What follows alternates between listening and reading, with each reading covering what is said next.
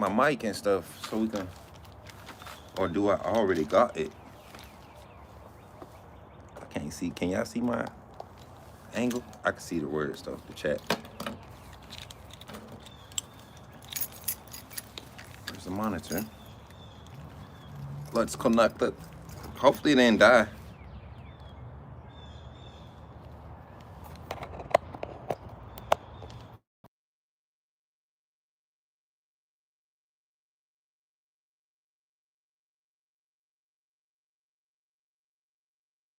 Quick rundown. Mic check, mic check, mic check. Uno dos. What's up, Zach? I got 3 in the chat already. Keep running the likes up, y'all. 7 in the chat. Can y'all hear me? Uno dos, mic check. Oh no. Can't keep all these mics. They are doable, but Jesus. Hey, what's up? What's up, Lisa? Come on, bro. You've been live 0.5 seconds and ain't started the show.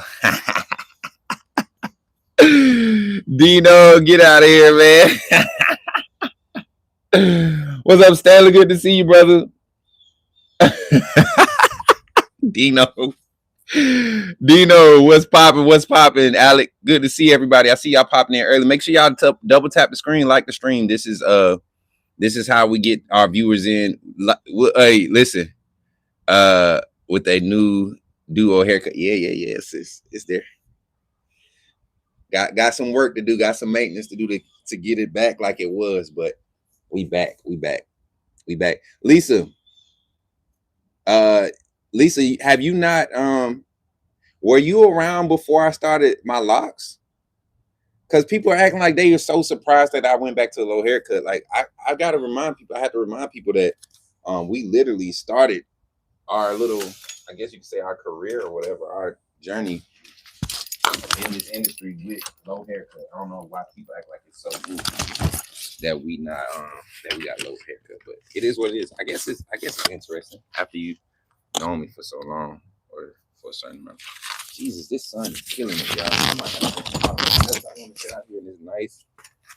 Lord have mercy. Ooh, help me, Jesus. It ain't no good. It ain't no good in this hood. Got on in Virginia. Oh yeah, okay, yeah. So when I got to Virginia, I had a box cut. I mean, I had the little doo-doo twist. Y'all remember my little doo-doo twist when I didn't have long hair when I first got to Virginia. October, I started twisting my hair up, and then I locked it up in January of 23,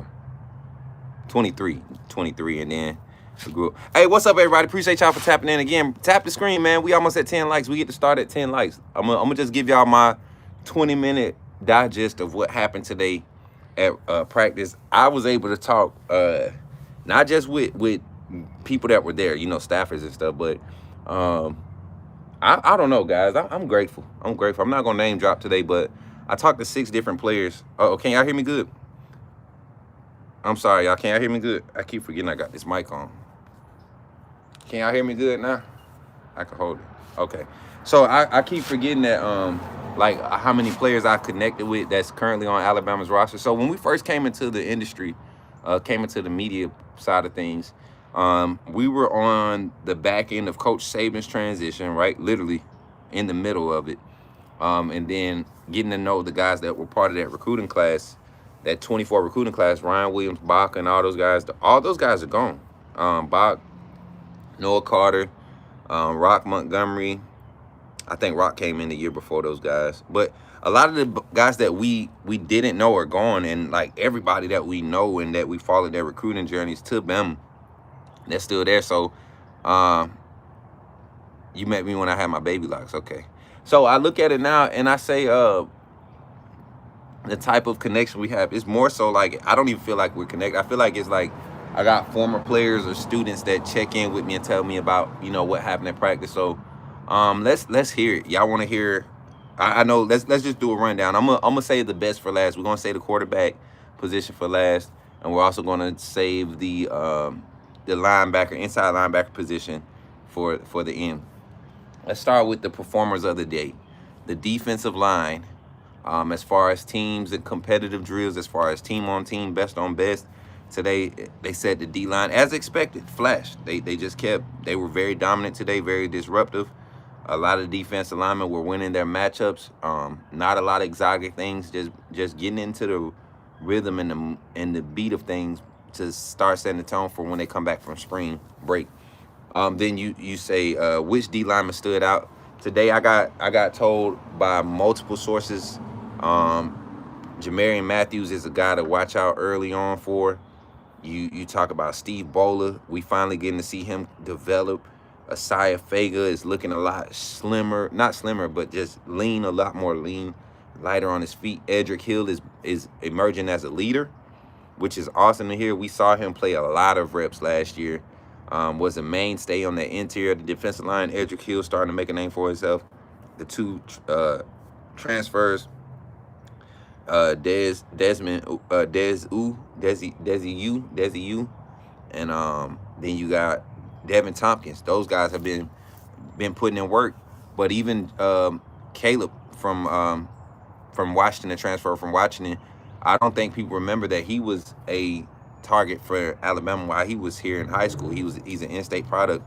The D-line is just deep with talent, man. You got Jeremiah Beeman. He's being held out, limited, held out. Same with London Simmons. You're going to see other guys get opportunities to step up. But like I said, Jamarian Matthews, Kamari Johnson. I think Matthews is more so playing like the bandit or edge. I don't think he was at, I can't remember if they specified, but I know he's playing on that D-line, playing off the edge. And then, of course, Mari Johnson, man. I think Mari Johnson might have London Simmons type energy, maybe not the same size, but he's just a player. You put him out there on the field, you get your play call, and you know he's going to be doing his part and being active and disrupting the offense, the opposing offense. Shout out to the 25 in the chat, man. I want to keep going. I just want y'all to continue to tap the like. It's free. Helps us continue to grow. What's up, Jordan? It helps us continue to grow. It helps the algorithm say that people are here and enjoying what they're talking about or what we're talking about. So tap the like button. Share the live stream. If you really want to help us out, share the live stream to somebody directly. Let them know that you're getting the post-practice rundown from Coach Smook. And mind you, we were on campus, or we had presence there yesterday. We didn't have necessarily presence there today in person, but this morning before we went live this morning and went on our walk, we were able to get into our weekly devotional group with staffers, players, and affiliates alike that want to get into this devotional group, man. It's a small circle, you know, and some of the things that were mentioned on today was just, you know, for God to allow everyone to experience growth, right? And I'll tell you in a minute, Elijah Ford, I'll tell you. What do I like the most, Coach Smook? What or who do I like the most on the D-line? I'm gonna tell you right now, I feel like this year's D-line with Terrence Green being there, Terrence Green on that D-line, he's going to be the leader, but you're going to have guys like Jeremiah Beeman, London Simmons in that rotation at the defensive tackle, right? This year, the three-man front will be utilized in way more detail than it has in the last 2 years. You've seen a lot of trusting the players to be the better athletes over the last 2 years when we get in those three-man fronts.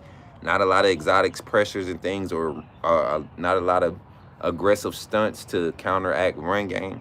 I think you're going to see that more this year because you have guys that have the IQ and experience, but twitch, the awareness to recognize things and kind of bounce off of that and be in phase to make a play. What's up, Brick? Good to see you.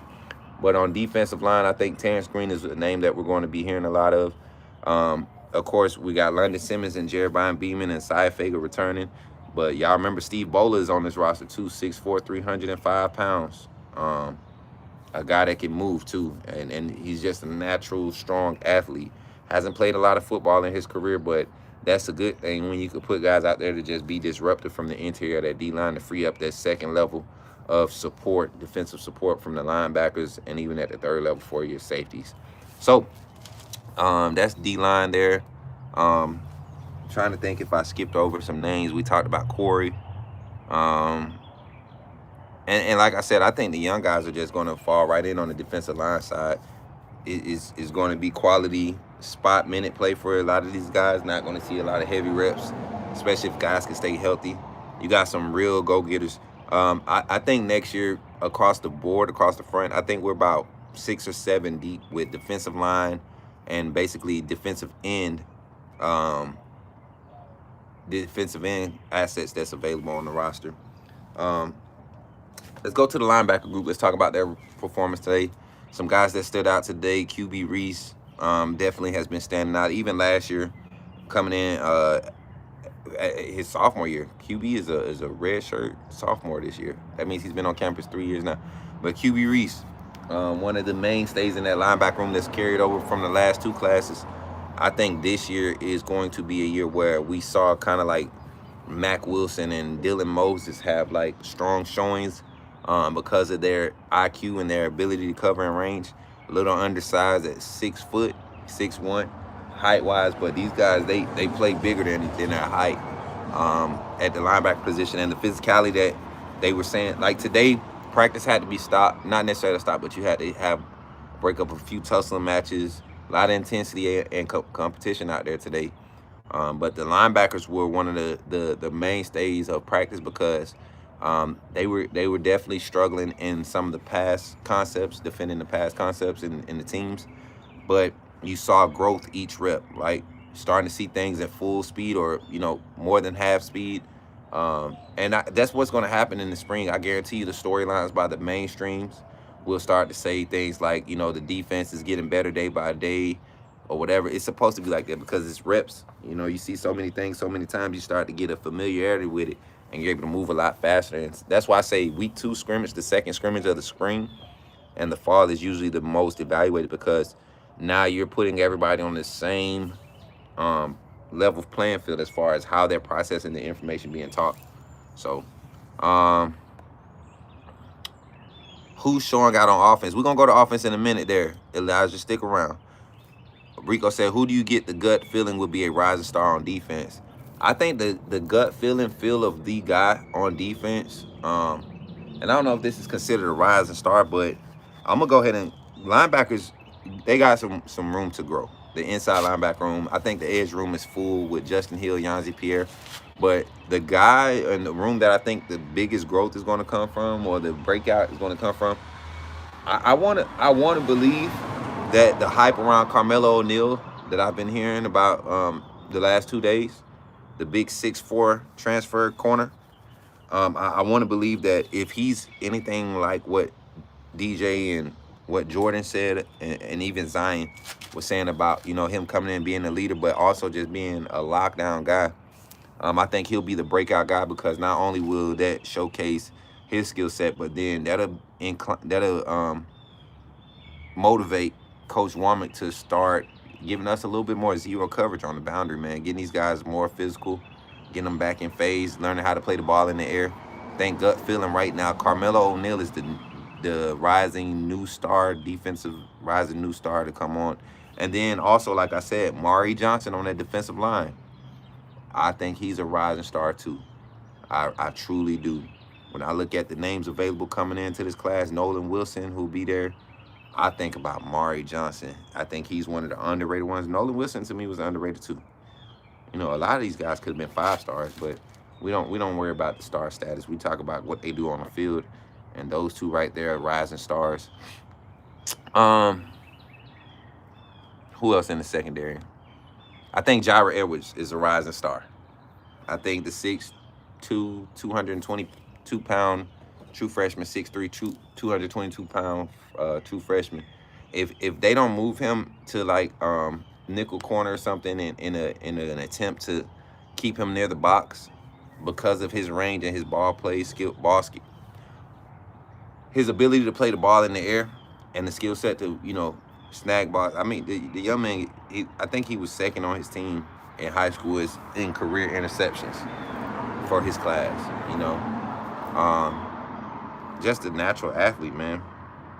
Just a natural athlete that you can just and with the sound presence to be in the right spot at the right time more often than not. So those are some names on the defensive side. Let's talk offense, and we're going to end with the quarterback battle because I'm going to tell y'all the truth like I did last year, and y'all would not believe me. But then once we got in the season, literally the same thing I said that was happening spring, and then why it carried over to when it carried over to the fall, and things didn't change, and we were getting some of the same messages. I told you all what Ty Simpson was going to be, and if everything worked perfect around him, he would seem like a great perfect, right? But when I told you that I felt like he was not a game changer, or if we had to lean on him, we would struggle, and y'all saw that happen. That's the very excuse that people are making now for him, saying that we had to lean on him too much. But at the same time, you got to think this is a quarterback. This is the quarterback position at the University of Alabama. When are we not leaning on our quarterback to be the guy? It's when we have a run game. And when have we had an offense or a system or even a game where it felt like that type of mindset to run the ball 50 times a game was going to actually win us the game? I don't know yet. I don't think. Deborah, hey, you still ain't inbox me. I need you to inbox me, Deborah. I need you to inbox me ASAP on Instagram, Twitter, one of them. Facebook, it don't matter. I need you to inbox me.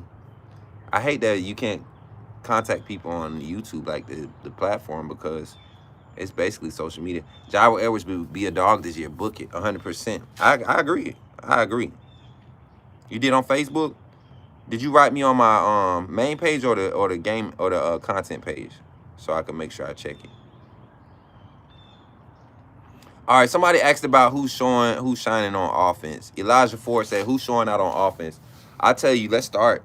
Since your name is Elijah Ford, we're going to talk about the tight end room before we even start that. Josh Ford is a mainstay. He's a day one guy. I'm glad that Bama was able to get him. One, you give Marshall Pritchett, Caleb Edwards, and Max Sutter a lot of time to develop this season, splitting those 1A reps. I think with Ford and Caleb, you're going to see 1A, 1B. Pritchett will be right behind them. Danny Lewis, I believe, is kind of hanging on by a thread, but he's going to be. I think we got 5 tight ends in that room that you could really play day one. But you know that tight end rotation is not going to be that deep. You're going to probably see Pritchett on special teams. Same thing with Sutter. I know y'all seen the clip with Coach Owens giving Sutter a little bump in the middle of his route, and he looking like a baby deer out there. So, and y'all remember I said as great and athletic as Max Sutter is, he has to get a lot more physical. He's 6'5", 250, 245, something like that. He has to be a lot more physical and understand that's what his frame provides. Playing in where he played at, he didn't have to be over physical to win matchups. And then he's a speedster too. He's a speedster for a tight end, so that tight end room looking nice. But if I had to say who's standing out right now, I would definitely say offensively in that room, Josh Ford. Josh Ford, the transfer, he's going to see some. I think he's going to see a lot of big plays. He's going to make a lot of big plays for us on some third and converting, some second down stuff, some not play action, but reverse type things. He and Caleb Edwards have some deceptive speeds for their size, and I think you get them out in space, you can see some big explosive plays, developing from that. Offensive line wise, we heard about Lloyd Jackson, Michael Carroll, and Rasim Dalgatti, but I told y'all yesterday, Mal Waldrop, Nick Brooks, Javen James, Casey Poe. It's crazy to see that Casey Poe is still there, right? Who else is on this offensive line, y'all? There's so many guys that they were talking about in the conversation. So for the ones that went with Mike Rodak's tweet and just kind of made it viral, I saw Miller's Edge. It's, you know what? I'm not taking a shot. I'm just giving my opinion. It's sad to see like someone like Christian Miller, a former player at Alabama, be on this podcast, and some of the things that he's saying and speaking on or echoing is so far from the truth. Audio cutting out.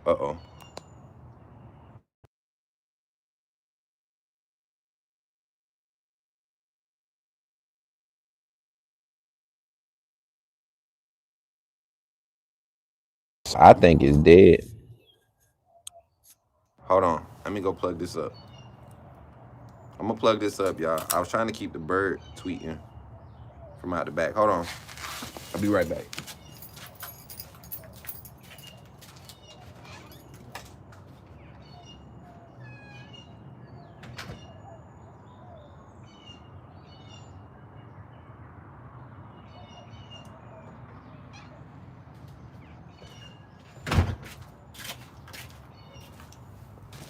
All right. So, nah, it died. It died. The mic died. The mic died. Yeah, Rico, that's your phone. Ain't nothing froze over here, buddy. The mic just died though when he said that. I was glad I checked it because I don't want y'all to miss it. So when I look at the tight end room, like I said, I think Caleb Edwards, Josh Ford, Marshall Pritchett, and Jay Lindsey, both of those guys. I'm not sure what the deal is with Danny Lewis. I truly believe he kind of in the doghouse, and he chose to stay because he didn't really have no value in the portal.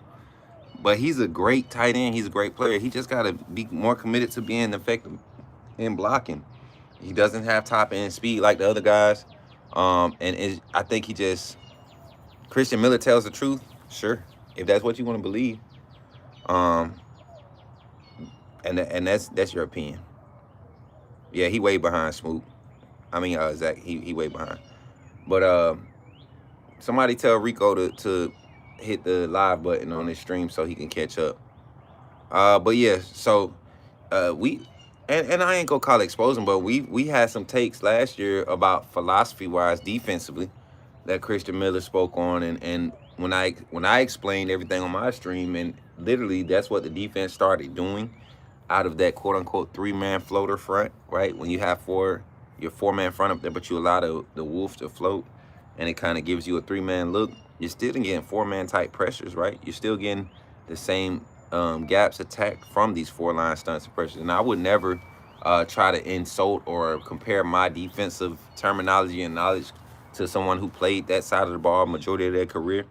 But I can tell you a lot of things that he says that you claim is true, especially when it comes to just conversations around.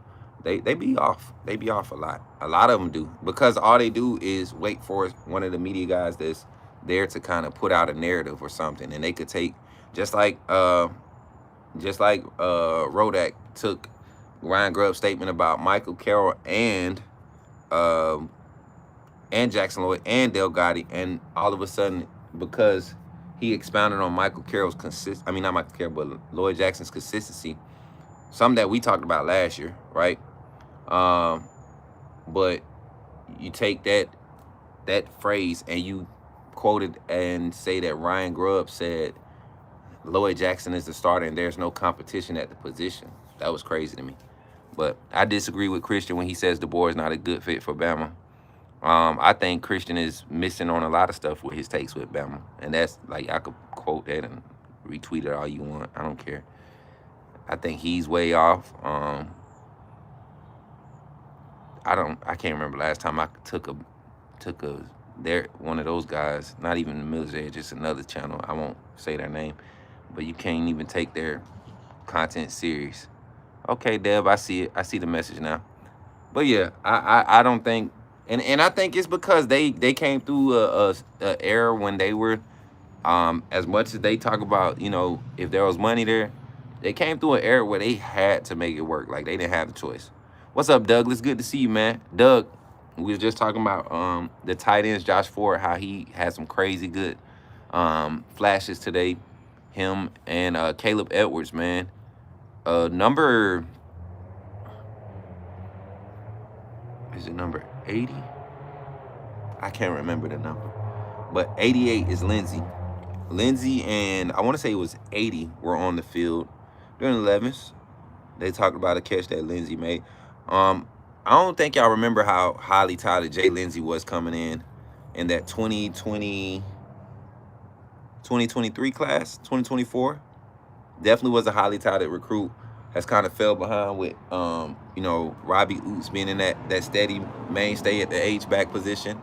And then when we got Josh Quavers, Danny Lewis has been kind of floating in between both spots. You finally got a stable of talented tight ends with Josh Ford, the transfer. Jack San Marco is a transfer. He's in that room too, and quality. But then you got young guys: Caleb Edwards, Marshall Pritchett, Max Sutter.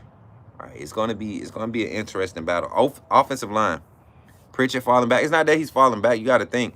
Pritchett got injured last year. Marshall got injured last year, and it kind of really opened the door for what they wanted him to do for showing up in spring. It opened the door for Caleb to fill that void, right? Similar skill sets, athleticism, similar frames, all of that stuff. Caleb's bigger than most of the tight ends in that room. If you look at him for real, he's a big dude. I think Caleb probably like 260, 255, 260, but he moved like he 220, 225. But yeah, Marshall, it's not that he's I don't think it's a skill thing. It's just you went out, you had to get depth, and Ford has shown up, and he's like the perfect fit. He gives them more of what they got from the tight end at Washington there last year and what they were getting from Quavis last year. I think if Quavis wasn't hurt a lot of times, a lot of games last year, he has a better showing in a lot of these games. Yeah, Jay is definitely super talented. The boy has learned from the master and is playing chess when everyone else is playing checkers. I wouldn't necessarily say that. I commend DeBoer for being his own man.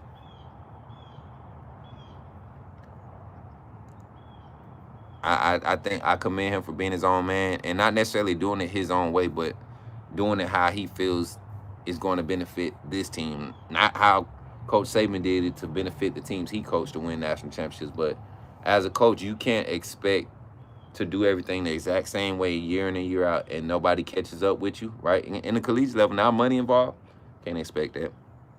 We got 4 more minutes. What else? We got Caleb with a K. DeBoer. Smook, does Grubby allow his assistants to have a say in who getting playing time?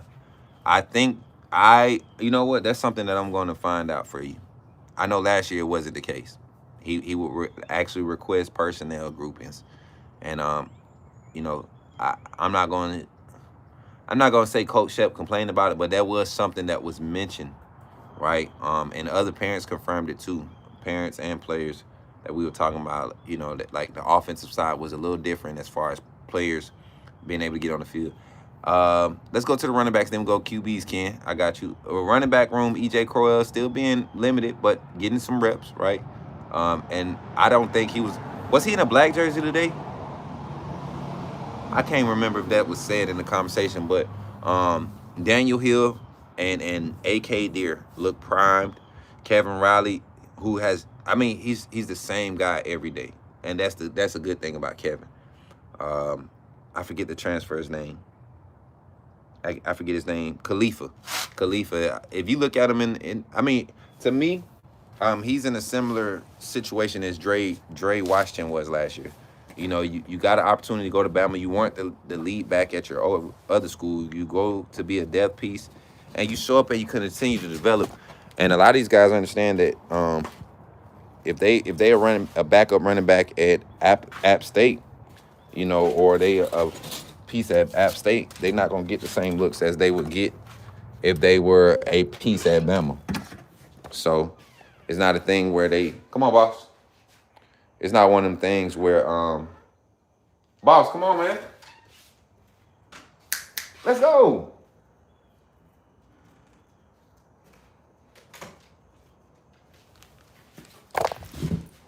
Take your butt to your room. Go. Whoop your little butt. Looking at me dragging his butt all slow. I ain't playing that. Y'all play that mess with y'all dogs. Y'all call y'all dogs when they take their time. I wish he would. Tear that butt up. But anyway, y'all. Running back room, like I said, Khalifa, I think another depth piece. Haven't heard anything about him, y'all. Haven't heard anything about him. Didn't see him do anything special. Haven't heard anything about numbers in the weight room or nothing. So, not too much trying to see what. I ain't saying I ain't trying to see, but I don't think he's a part of the initial, you know, what we're going to do as an offense. You get down to him in the running back room. I think we're in trouble as far as injuries, but I don't think he's like one of those part of the bigger picture. Who else we talked about? O-line, we talked O-line. Wide receivers. Let me talk wide receivers because I'm going to tell y'all this, and I want y'all to pay close attention. As great as Sedarian Morgan is going to be, I think y'all need to realize, man, there are developed wide receivers in front of them. So I don't want Sedarian Morgan to start, and it ain't because he's not ready. I think you have other skill sets that you can develop. So if you need a Sedarian Morgan, kind of like what we should have had out of Ajayi Hall when he was here, a freshman that could have been playing day one. Same. I mean, Could have been starting from day one at Ajayi Hall that year, but wasn't putting in the work. The funny thing is, Cedarian Morgan is being every day you see him kind of getting pushed up in the order of reps. Um, Today you saw Noah, you saw Ryan, you saw uh, Lot Sierra Brooks, you saw Derek Meadows, Cedarian Morgan. No, you saw Rico Scott, Derek Meadows, Cedarian Morgan, and then you saw Tyler Henderson, the transfer from the JUCO. And I'll say this: the slowest guys in that room are still fast. Are still fast. It's going to be on the quarterbacks to really get it to these guys and give them opportunities in open space. I think Ryan Williams, the game plan for him this year is get the ball in his hands quick. If you look at how he excelled at the high school level, even last year, year before last as a freshman, how he excelled. It wasn't the vertical threats. He had 2 or 3 big catches vertically throughout that first year that got him a lot of hype. But you look at what he did to really make plays. It was in the short yardage game where he got the ball in his hands quick and was able to dance, move around, make people miss, all that good stuff. So I'm excited to see that wide receiver room develop. And they're having a hard time right now because that defensive back room is nasty.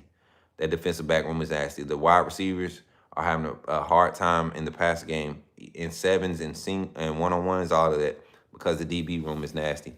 And that's not a bad thing, Wide receivers, you're going against Dijon Lee, Xavier Brown,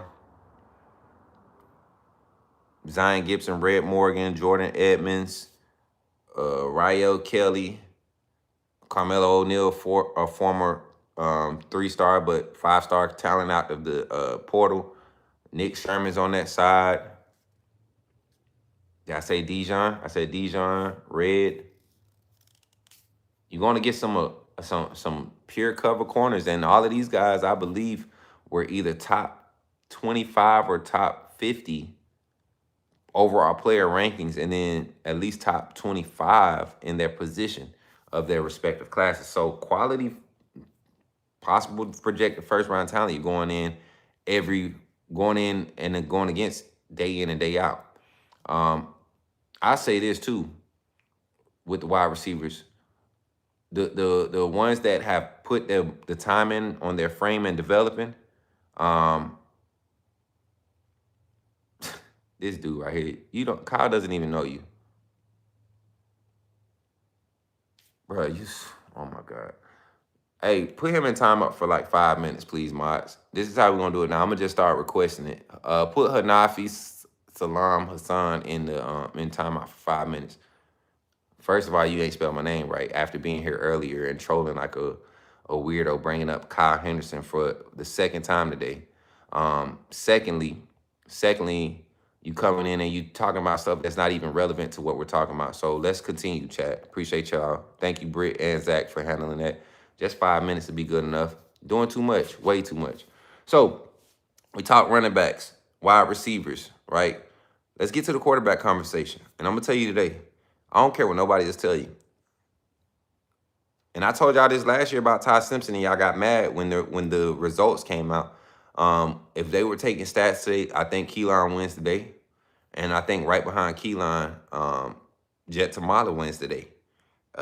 Just the day. Not saying that that's the order, but I think just based off performance and what I'm hearing, Austin Mack struggled heavily against the ones. And that's what you expect. He struggled heavily against the ones, late on a lot of passes.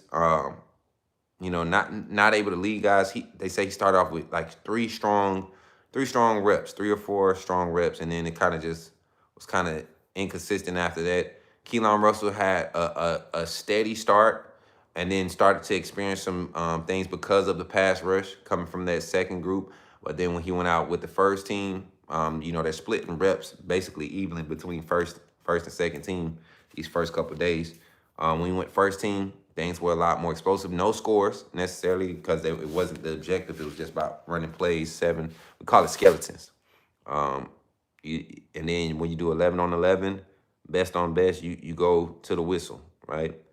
And a lot of times that's interior trench work, or you're working blocking skill sets on the boundary out there with your wide receivers. So Keelan Russell having like like he's done since he's been at Alabama. He has not yet to be put under a microscope to say, oh, he had a bad day. What happened? He has slow days, right? But you never see him on the negative end of those things, or those type of competitions, as far as just competing, man, showing his skill set and staying consistent in the day to day things that's going to get you evaluated in the right space.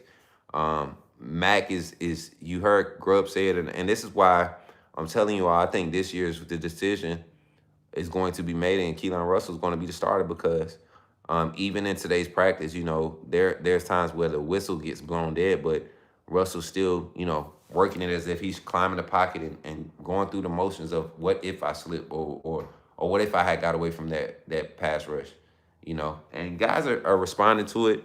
I think they're being very, very vague about who the guys are behind right now because of the climate of the team.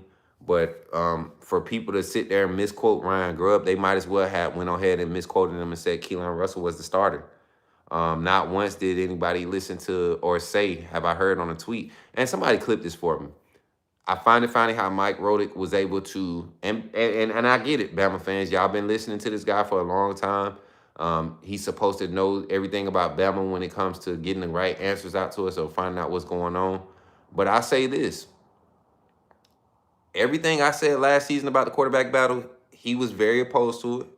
And it just kept coming out. The only thing that was separating the guys was the commanders of the control of the huddle, right? Being able to call out plays. That's not Ty Simpson excelling.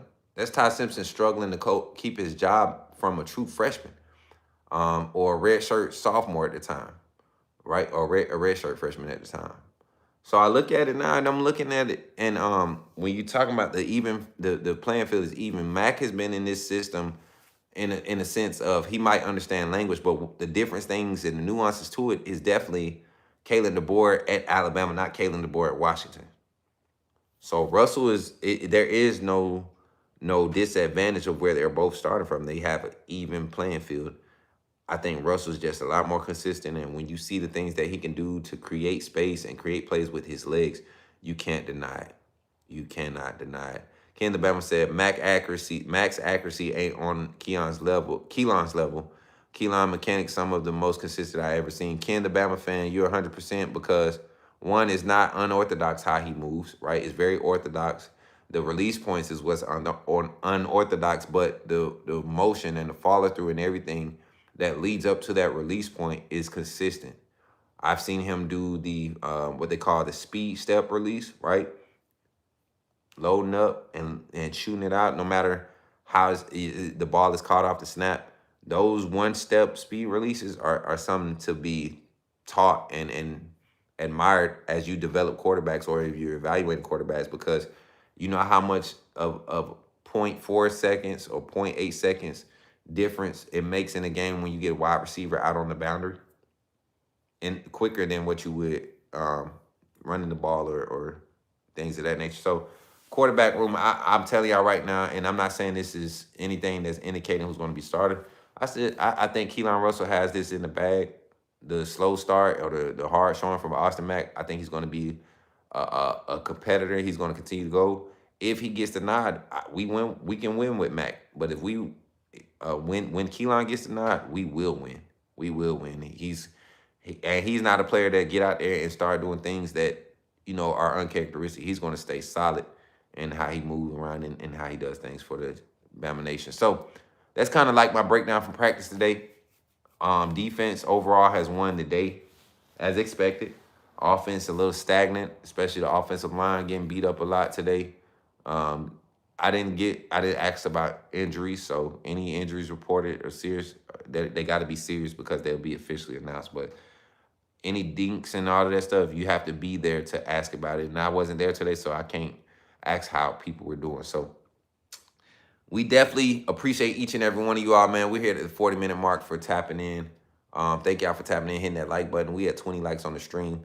Y'all, we're going to be live at halftime. We're going to go live at halftime for the Alabama basketball game. I think it's Alabama versus Missouri, right? We're going to go live at halftime for the second half watch party. And then after that, we're going to open the phone lines to talk some late night Bama football. Y'all want to do some late night talk tonight? We can do that. I'll be here on the Coach Smook Network. Thank y'all for tapping in. Don't forget to run up the likes, share the stream. What is that? Is that say Ole Miss? Because for some reason, I'm going to take a screenshot. I don't know why. Mississippi. Okay, Mississippi. Ole Miss. So when I think Treasure tried to put O-L-E, and they put this weird icon with like, look like a Y with like a symbol, a top symbol on top of it or something. I don't know. But we about to get up and get set up to watch that. It's on here in about 20 minutes. 20 minutes. So tap in. I'm about to go in here and set up and get ready to watch that. Make me a pizza for the night. I got a pizza in the oven. And yeah, man. I hope to see y'all there. Let's enjoy it. Let's have some fun. Let's cheer on our Crimson Tide as they beat up Ole Miss, them Rebels. And that's going to be a tough game. That's going to be a hard opponent. I'm telling you. They play scrappy. Their men's team plays just as scrappy as their women's team. What's up, Fred? Good to see you, man. Good to see you live. Y'all, shout out to Fred Harris, man. Shout out to Fred Harris. Amanda, I ain't hitting no claps. Where the claps at? I'm just playing. We not in the studio, y'all. That's the laughing sound effect for y'all.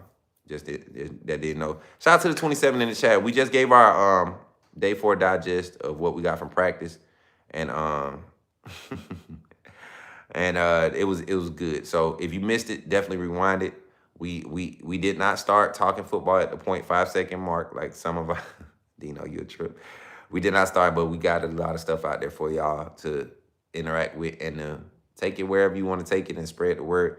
Like I said, I'm not a mainstream media guy that's going to jump on the narrative because, hey, Mike wrote it, quoted it, it got to be true. No, not when the evidence is in my face. Or even with, some of the type of reporting that we're seeing. Like, people really, they don't care to do the legwork and try to get the information for themselves. They rather just resource what everybody else has. And I'm not doing that. I'd rather get there and get the legwork for y'all. So continue to like and share. That's how you get us there. Like and share. Continue to comment and let us know that you're here in the game with Coach Smook. And when you see me in the streets, holla at me and say, put me in the game, Coach Smook. I'll catch y'all on the next one. Be blessed, y'all. See y'all at the watch party.